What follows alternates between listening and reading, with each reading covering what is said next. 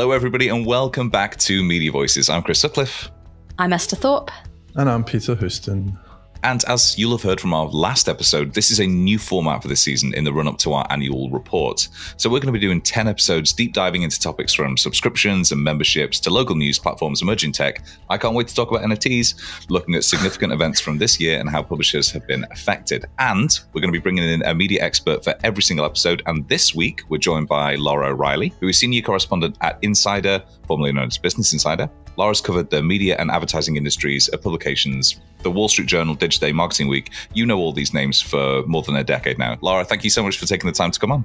Thanks so much. Thanks for having me. So we will be writing up all of the topics that we're discussing this season. They're all going to be featured in our annual Media Moments 2022 report. That's going to be released on November the 30th. You can pre-register to receive the report so that you don't have to remember the date, November the 30th. So we'll send you that as soon as it goes live if your name is in our box over at voices.media/mm22.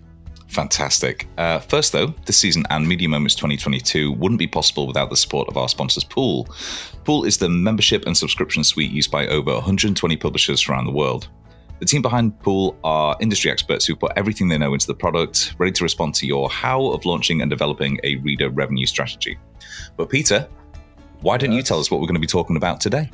We're going to be talking about advertising, everybody's favourite. You really sold it.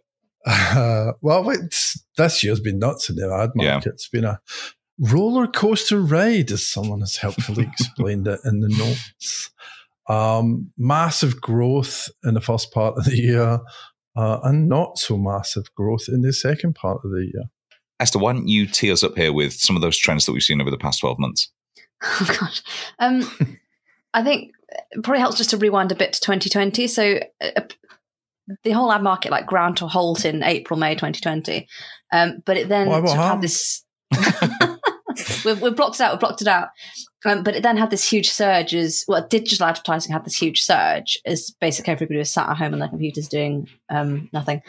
And it's continued to grow. There have been some kind of big doom and gloom headlines in the latter half of this year because people have said, it's all slowed down. Well, yeah, it was going to because the growth was mental. So there was a big Wall Street Journal headline that was like, it's crunch time for the tech giants because Google only grew by 22% in the first 3 months of this year. To me, that's insane, right? Why are we pitching that as a slowdown? Well, that's the point, actually. So, Laura, what's happened with the sentiment around that? Because, as I mentioned, some of the big tech companies have posted less than stellar results, or that's been the reception to them. Yeah, I think the kind of 30,000 foot view is the advertising world's just coming back down to earth, as Esther said, after kind of these really odd pandemic trends that put almost kind of everything off kilter, really. And I think the issue that some of the tech giants are having, there's lots of issues that have all compounded at once. As you say, they're still growing, but growth is slowing. Why is that? Because some of them have reached their ceilings, and there's only so many years you can continue growing at 20% or 30%. It's just a kind of a natural evolution, really.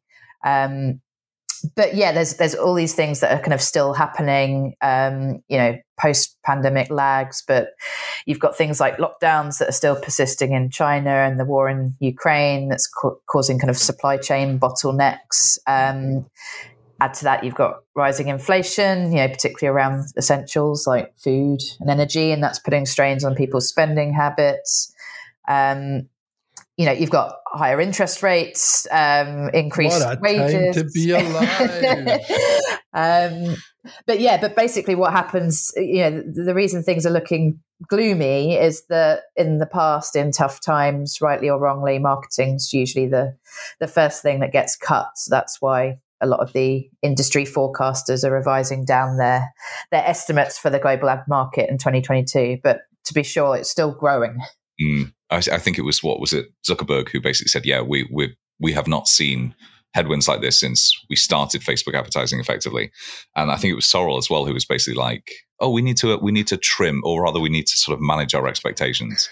But that's because Facebook didn't have an ad business in the last recession, let's be honest. that the whole consumer goods thing, I think, is taking a hit because that's where the confidence is probably weakest because of that inflation and whatever. But again, if I can step back a little bit, that idea that growth was so big is a weird one for me because, yeah, it was still growth. There was still more money going on, but it was growth off a non-existent base. And I think that's part of what you're seeing. Like Lara said, it's that coming back to earth. It's a normalizing. Well, normal is not a word we use anymore, is it? It feels like we're just at the beginning of something. We're not right in the middle of it. Why did you say that so ominously? That's like because I honestly that's what Gandalf would have said at the start of like Lord of the Rings. Well, for not the first time I've been called Gandalf. I think Esther's right and wrong at the same time. I think her natural optimism. Laura, I'm sorry you had to see this. They do this all the time, and I'm trying to edit it out, but they always fight. They bickering. I think her natural. I hope she's right, but I don't think she is. Okay, but we can talk about some of those hard stats. So digital advertising, as we've mentioned, is growing at a much faster pace than some of the other mediums. It's forecast to account for 67% of global ad spend this year. But one of the big things that we've seen over the past, 2 years now is this constant kicking down the road of changes around cookies. So, Laura, where are we at with that at the time of recording, and where are we likely to be at when this goes out in 2 weeks' time? I mean, I just think cookies are like the cockroach of digital advertising, and they're just going to stick around forever. So we broke the news, actually, that Google was once again delaying its phase out of cookies in the Chrome browser to at least 2024. So that's the second time it's delayed that. And there still isn't any consensus on the alternative because there's lots of differing opinions. And no matter which side you're on, Google's seen as the bogeyman no matter what. And it's also got the threat of kind of antitrust hanging over every decision it makes, because ultimately every decision will probably benefit Google in some way more than it will a publisher. What would you say is behind some of that, those delays? Is it just that the rest of the marketing industry isn't ready, is asking for more time? Where's that delay coming from? Yeah, I think a big thing that we wrote about was that they were struggling to get people to test it ultimately. Like, people didn't want to kind of hand over their data, or publishers didn't want to kind of let Google in. They feel like they already kind of hand over enough of their data to Google. And I say the other thing is just that you've got this forum where everybody's kind of debating, what should replace cookies in various different aspects for targeting, for measurement, and different people want different things, and it's very difficult to get ad tech companies and publishers and tech platforms and privacy advocates to have consensus on pretty much anything. Yeah, this kind of winds me up a bit, because like cookies are third-party cookies are one of those technologies that they are really crappy technology, and they should have never been allowed. And the problem here is that nobody can agree on a technology that is less crappy but just as effective at invading people's privacy. That's the problem. It's effective. Like, there are going to be huge numbers of businesses that go out, like probably rightly out of business as a result of this, and they're obviously going to fight this absolutely tooth and nail. But Google are in a really hard place here because, all the Apple browsers have turned it off, Firefox has turned it off, and they're not getting any of the blowback from this. Google is having to almost sort of lead everybody towards some sort of solution that is probably not, it's going to cost them all money. Isn't that what Laura was saying there before? It's just because they are so dominant and they do have such control over the market that inevitably any change that they make is going to face some pushback, and this one is just so fundamental. I know we're going to talk about Apple later, so I don't want to get too much into it right this second, but Apple has gone and made enormous changes with virtually no consequence for them. Yeah, but again, I think that's going to come back and bite Apple in the ass. It's not. It's done completely the opposite at the moment. No, you're already seeing stories about evil Apple, about Apple gaming the market. You're already seeing those stories. And Apple is still, I know you don't want to get into Apple yet, but Apple's still only 7th in the market. They weren't in the market 12 months ago. But that's the point. They are now in the market because they screwed everybody else. Okay, well, we can talk about that. They screwed the business world. If you're a consumer, it's an excellent decision, and you get your privacy quite much protected. Absolutely, until Apple controls everything, and then they start screwing the consumer. We can talk about it. Let's talk about this. We all know how monopolies work. But listen, so before then, Esther, I remember it was only a couple of years ago now, we were talking to Future and a bunch of the other publishers, and they basically saw this deprecation of the third-party cookie as an opportunity for them. So how have publishers responded in the last, 12 months? I think, Peter, you're actually speaking to a couple of them that can, weren't you? And there's some frustration that it just delays. Publishers are very much ready for this now. They've been ready. This change for the most part benefits them, but it kicks the can down the road for the advertisers they work with, who are then saying, "Oh, it's fine. We can just use this old technology for a little while longer." And publishers are then like, "Yes, we've got all this lovely, this first party data, all this stuff sitting here. We can offer you quite good stuff." And it's not particularly helpful for the ones that are ready. I think there was a mix of frustration and relief. I don't think it was all just frustration. I think they were thinking, "Oh, okay, we don't actually have to pull the trigger on this yet."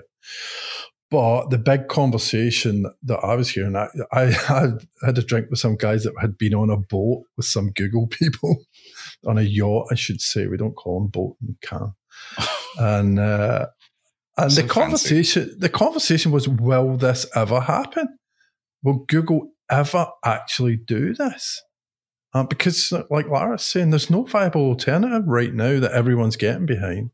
Yeah, and I think you add to that, like, just the economic downturn, which is making everybody kind of cautious to start new projects or to make investments in things that don't automatically equal revenue. So, yeah, I've been speaking to people who can't even see testing getting off the ground until next year. So let alone cookies being deprecated, actually testing some of this stuff, some of these alternatives to try and figure out what works best. Nothing's happening this year, apparently. Okay, well, that's one we're going to have to come back to in Media Moments 2023 then, apparently. It'll be delayed till 2025. Yeah, of course, yeah. One of the things that has, I suppose, blindsided a bunch of commentators this year has been the blacklists around certain keywords and what impact that has had on publisher revenue. And I think it's something that we've known has been ongoing for some time, but actually seeing it so starkly around the Ukraine war, Trump, and even Brexit to some extent still has, the implication is that it's actually costing publishers money. So, Peter, what's actually going on with blacklists, and whose side are we on? Publishers are saying it's a bad idea, and there's all sorts of intellectual arguments around why you should just advertise and stop using blacklists. But again, marketers going to market, right? So they're always going to do this. The big one you missed out was COVID. Oh, God, I did. How? Wow. I think I've turned a corner. That was not the first thing that came to mind. I think the environment for this is, we'll talk about this in a different episode, but the environment around this is news avoidance and that idea that people are just tired of reading bad news. I have sympathy with marketers that are thinking, "Oh God, just keep me away from this stuff. Just put me next to the poppies and the sunflowers." But wasn't there, as a counterpoint to that, wasn't there some research, Esther, I think you spoke about this in a previous episode, that basically said that, in fact, consumers do not care, and they almost have a sort of halo effect around brands that choose to advertise against this kind of stuff? Yeah, there were 2 studies out last year that showed that. I don't think there's been anything particularly that's changed with that this year, but I suppose it's just as more block lists appear, and I think Ukraine was a big one that a lot of publishers covered in some form or another. There's very little content on the site that advertisers are happy to have their stuff appear next to, which is problematic. Isn't part of that the fact that the block lists are pretty blunt instruments? Mm-hmm. I think it's a real issue when you see, sometimes you can kind of see advertisers blocking in real time, because you can see that the ad slot has been replaced by just a picture of some random shapes or whatever. And sometimes, again, it kind of makes sense if you're writing about a deathly, a massacre or something. But I don't think it makes sense at all, because I don't think actually adjacency to that is going to have any impact, or any negative impact, I should say, on an advertiser. But I've seen and written about, like the New York Times homepage being blocked. I've seen the Wall Street Journal homepage, like these like blank ads appearing on the Wall Street Journal homepage, and you just think, what advertiser wouldn't want to advertise there, unless you're an advertiser that's in the news for the wrong reason. that kind of makes sense. But but yeah, I just can't. I'm always flabbergasted when I see some of these lists. I wrote earlier this year actually about brands blocking climate content too, and we're not just talking about BP or whatever. We're talking about everyday kind of CPG brands blocking words like ozone layer and climate change, and I don't see the logic in that. We're talking there about major events and impacting the ability of publishers to make and platforms actually to generate revenue. Not to date the episode too much, but we are about 3 days into the queue for people lining up to see the Queen lying in state, and we've seen total ad blackouts from a bunch of the platforms. We know that they're going to do that again on Monday, which is the day of the actual funeral. So I suppose, to what extent do we think that this is this meaningless PR guff? Or is this actually, general respect on behalf of... Can I recuse myself from this conversation? Wish I had a blank sheet of paper, I'd hold it up. No, you'd get arrested, Peter. You'd get arrested. But it's predictable, isn't it? It's going to be, I'm sure the last couple of weeks have been some, again, traffic records for publishers. They have been. Too early to see the stats, but it's just traffic that, rightly or wrongly, they perhaps cannot monetize. Okay, well, moving on. Digital video spending, we mentioned this briefly before, expected to top $168 for every internet user in the US. But ads are having to be super short. Esther, why don't you take us through effectively what is going on with digital video advertising? Oh, gosh. We've packed a lot into this, haven't we? I know, you keep pulling these little direct questions, Chris. It's killing us here. Yeah, this is... Well, you should have been the host. Really driven by, unsurprisingly, TikTok and the social platforms that have gone all in on short video now. The problem with short video is that if you want to monetize short video, you've got to have an even shorter ad, otherwise nobody will watch the short video. So the studies are showing if an advert is anything longer than 10 to 15 seconds, which is quite a long time, people just close it out, especially if the video is only 30 seconds. That's a lifetime, really. But, I mean, given the way that Instagram and Snapchat and the rest are monetizing their stories, we've not even hit the ceiling in that yet. Laura, what is, I suppose, driving that increase in digital video ad spend? Is that just where consumers are spending their time? Is it the fact that it's a different audience cohort on these platforms? I mean, a whole lot of different things. I just think that one, access to fast internet, whether it's at home or on the go, has become a lot easier. So we can our data plans or whatever can stomach video, and we're watching more of it. TikTok changed the game with as far as consumer behavior is concerned. People spend a heck of a long time interacting with TikTok every day. And I think also just marketers, whether they're big or small, and I think a lot of this has been TikTok was a bit of a forcing mechanism, but I think it happened earlier with Facebook too. Marketers are just becoming more sophisticated at producing video ads, particularly ones that are they're short ads, but they've got that hook. Usually, the product in use of kind of like UGC type content, and creators too, right? The creator economy. You can get an influencer to produce a video fairly quickly and also kind of cheaper than doing your kind of standard video shoot. And I think that's driving it too. Only a couple of years ago, the first platform we'd have spoken about in terms of digital video advertising is YouTube.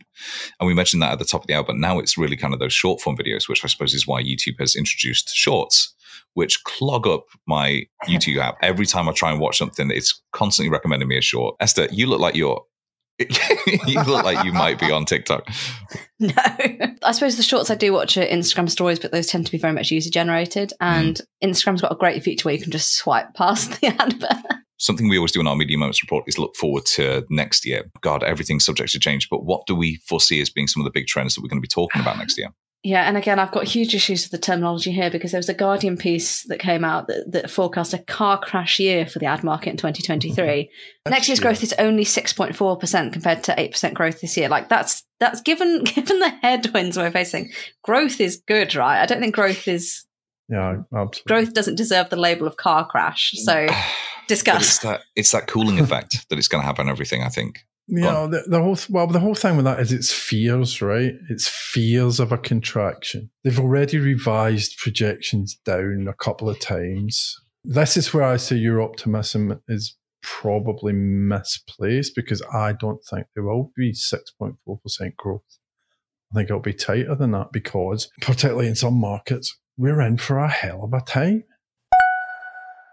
Hello there, it's Chris. I'm now talking to you on the 2nd of October 2022, and those of you who live in the UK will know that this is now hopelessly out of date as a result of the mini budget. So please do bear in mind that we recorded this before an absolute car crash couple of weeks for the Tory government. I think a lot of the rest of what we say still holds up. Let's dig into that, because what markets there are we particularly talking about? I was talking to Future not too long ago, and they were basically saying, you know, a lot of their household goods are going to remain pretty constant, but entertainment seems like it's going to be one of the first things that gets cut. To go back to the thing about household goods, so CPG advertisers, or FMCG as we call them here, they're all kind of actually raising their marketing spend at the moment, and part of the reason is because they're putting up their prices, they need to communicate why their products have better value, or they have some better features, or whatever it might be than others. Because when you're in this kind of tight spending market, people trade down in categories that have weaker brands.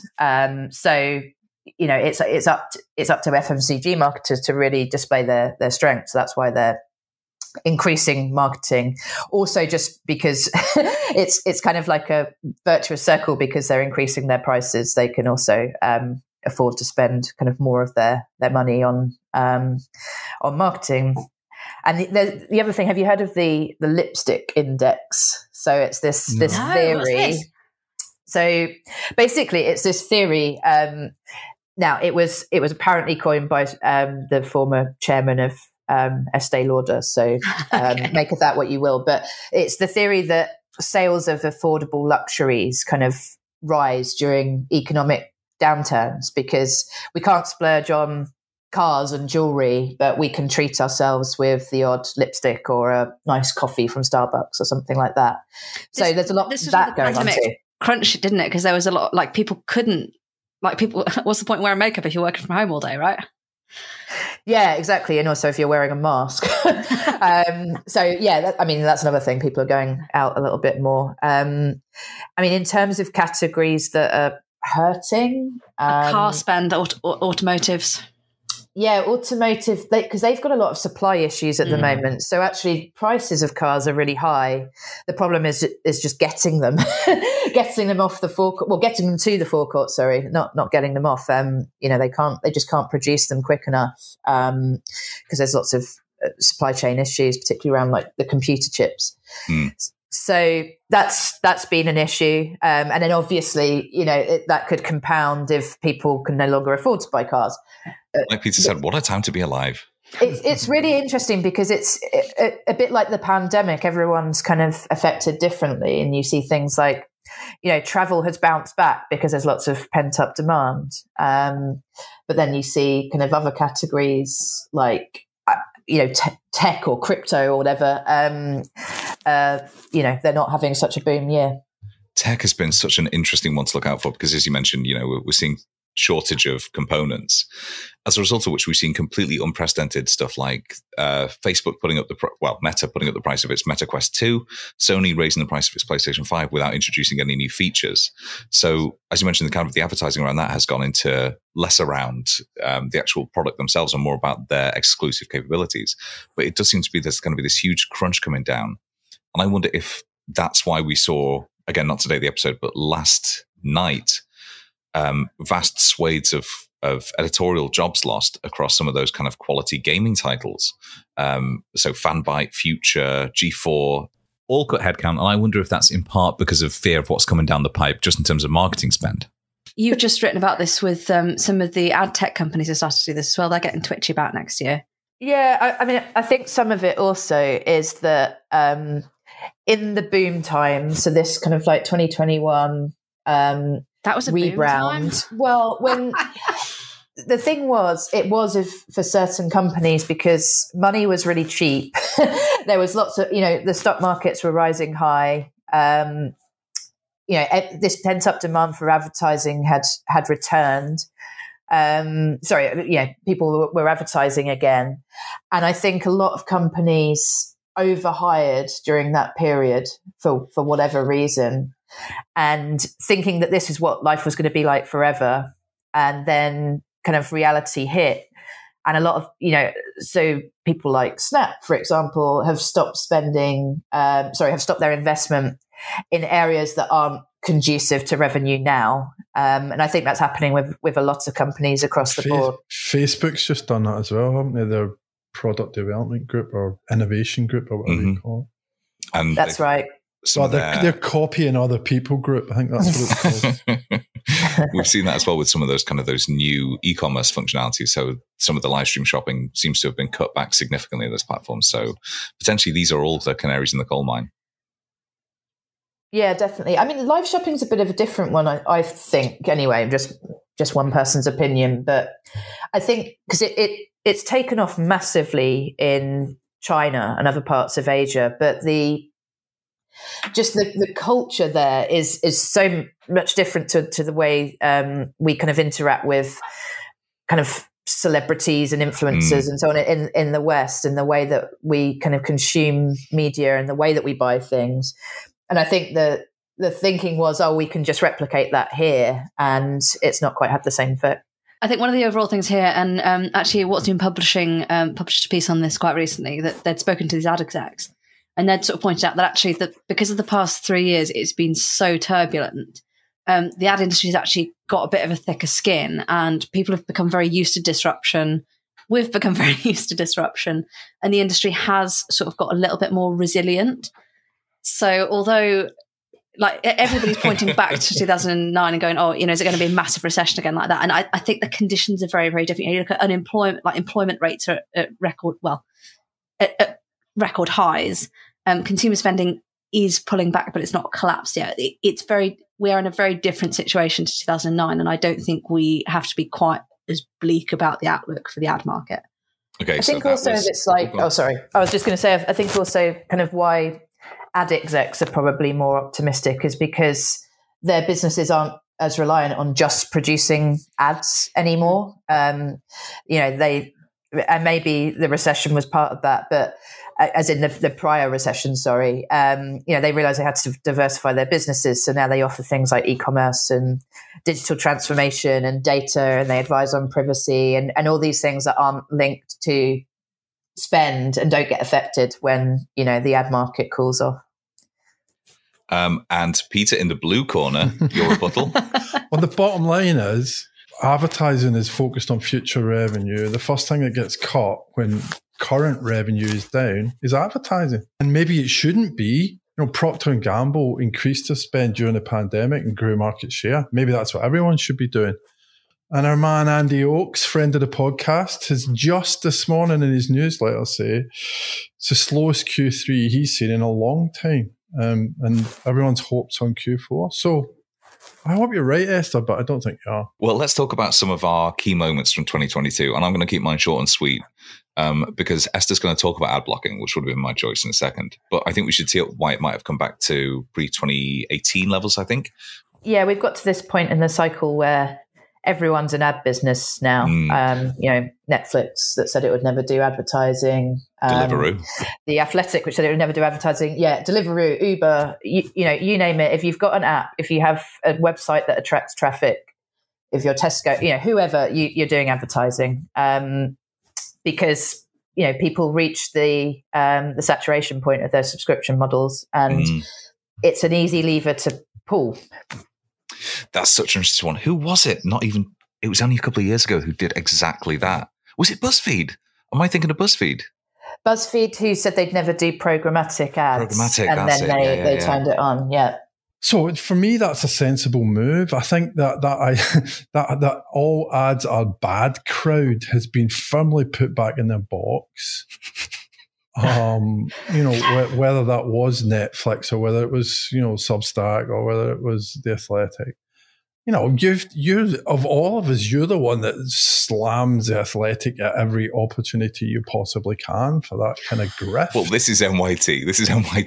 The Athletic grifter was different. That was a different scam. Try telling that to an Athletic subscriber. Yeah.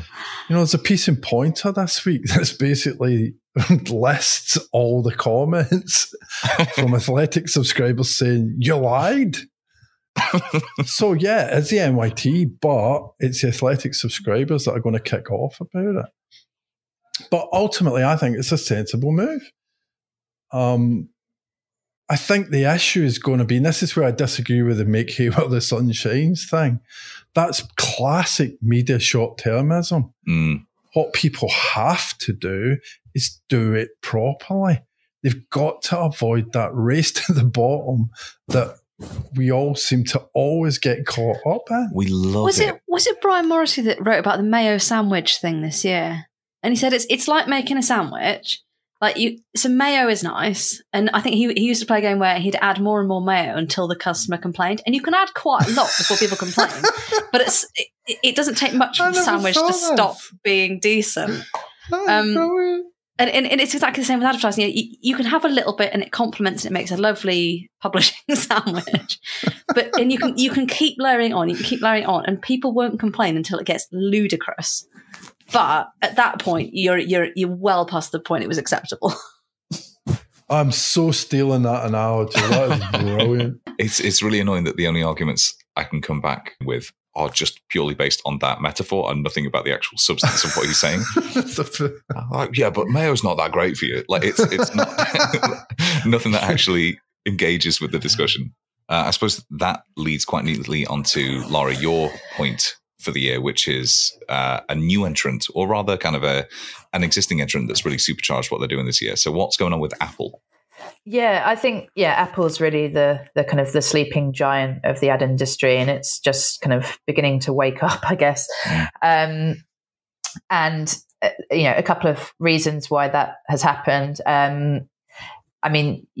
You might remember that last year they rolled out some privacy changes that forced developers to ask users before they track them. And lo and behold, most people say that they don't want to be tracked, which means that it's more difficult to kind of target ads at specific types of people and measure whether your campaigns are working. And one beneficiary of this change has been Apple, because if it's harder to advertise on, your app on Facebook or on Snapchat or whatever, because you're not reaching the right people, or you can't tell whether you've reached the right people, Apple has an ad unit for you. And so Apple just has pretty much the majority of its advertising is in its app store. It sells search ads, and it also serves like another ad unit in there, and it's about to add a couple of more by the end of the year. But Apple doesn't release its numbers on advertising, so we don't know for sure how big it is. But most analysts kind of predict that, estimate that its search ads business grew by about 200% between in the year that basically they introduced the privacy change. There's also a bit of contention because it didn't actually, it didn't offer the same requirement for its own apps and services. Oh, that's a surprise. Yeah, it did check. So basically, that personalized ads, as they call it, not scary tracking ads, but personalized ads was kind of turned on by default, and then maybe it classifies that as it's first party data, isn't it? Because Apple essentially has that direct relationship, and it's just cut everybody else off unless they give permission, which nobody does. Right. I mean, it did change. It released a later update, maybe in response to some of this criticism or a lawsuit that filed in France. But who knows what prompted this decision? But they changed it, so they were asking for permission up front. But again, it was around personalized ads, those beautiful personalized ads, and not the evil tracking. So yeah, I mean, it's really had so many ripple effects on the kind of ad industry. Facebook probably felt the brunt of the changes, but I mean, what I'm just really interested in is just the growth of Apple as an advertising business. And you've got all sorts of estimates out there that it could grow to something like 20 billion if it extended ads to, its other services. So things like, it's gaming service that I've completely blanked on the name of, or Arcade. That's it. Arcade. That's it. And Apple TV especially. Because they also talked about bringing ads into Maps. They are doing that. Yeah. In fact, we published a piece on the Drum not too long ago that basically said they're going for a proper scorched earth approach on that. They're just bringing. Then they're not actually changing the map to a scorched earth, but they're just going all in on ads. And if people don't like it, they can feel free to fuck off and go elsewhere, apparently. Because Apple have got that really that quite a scary advantage in that the Apple users and the Apple audience are incredibly valuable. They're the people that are happy to spend $500 on an iPhone. Is that how much they are, or are they more expensive these days? More expensive than that, I think. But because all their tech is quite high-end and quite premium, if people are willing to spend, it implies that they've got money to spend on other stuff as well as $1,000 MacBooks and all that other stuff. That's also why they need to really avoid pissing people off.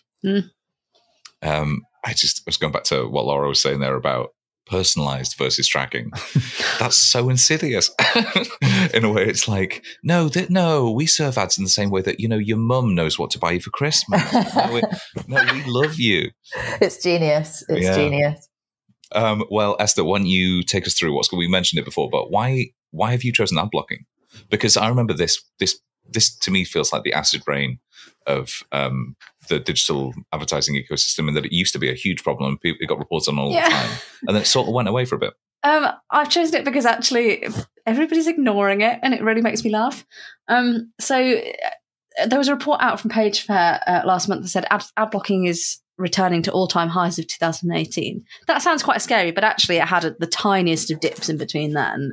It's just sort of been, in the grand scheme of things, fairly static for the last few years. But it's been static at 290 million people actively blocking adverts worldwide. Is that just on desktop?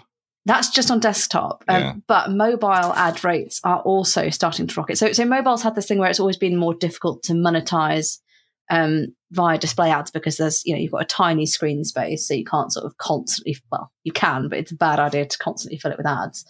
So the revenue per user on mobile is much lower anyway. So that mobile ad blocking isn't such a concern as of yet. Publishers don't really have any idea what to do about this.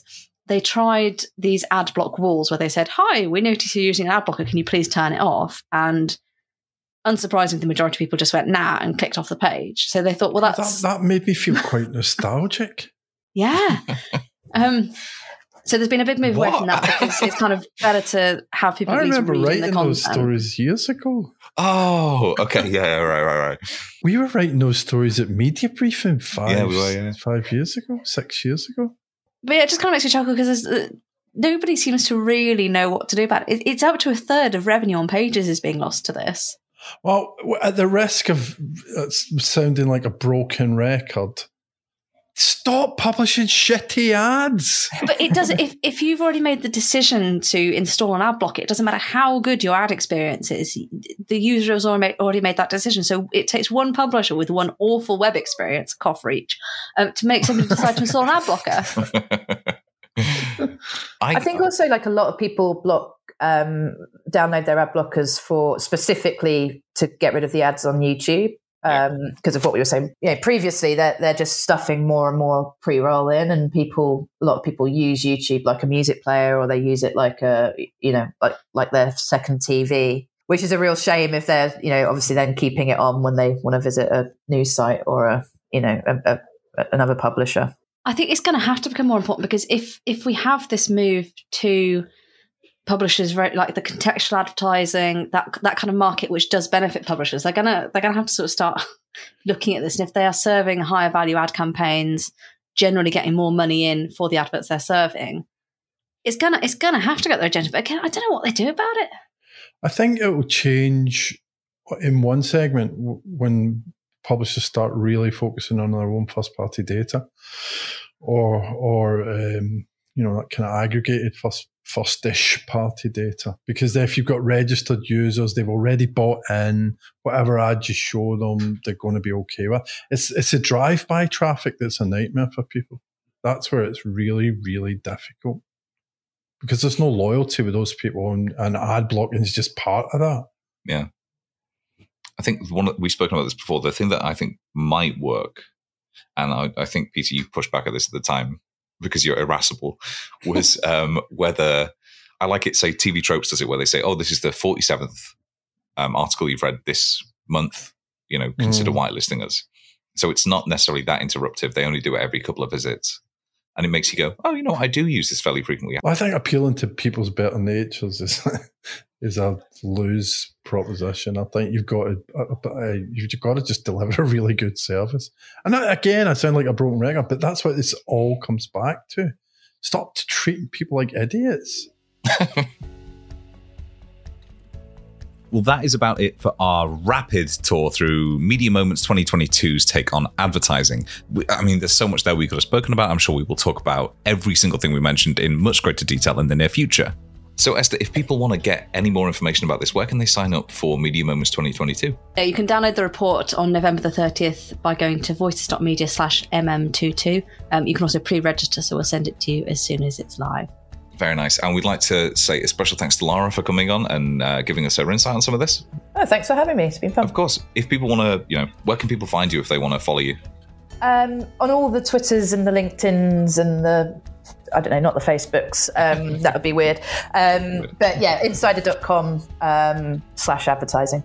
Thanks to Membership and Subscription Suite Pool, that's with 3 O's, for sponsoring this season of the Media Voices podcast and our upcoming Media Moments 2022 report, which Esther's just told you how to register for. The all-in-one platform helps publishers convert, manage and retain members and subscribers. You can find out more about them at pool.tech, and we'll link to them from our show notes at voices.media. So next week, we're going to be looking at local news and why 2022 has been such a pivotal year for local and regional publishers. So much to talk about then. So fingers crossed you'll join us again next week. But for now, thank you so much for listening and goodbye. Ta-ta.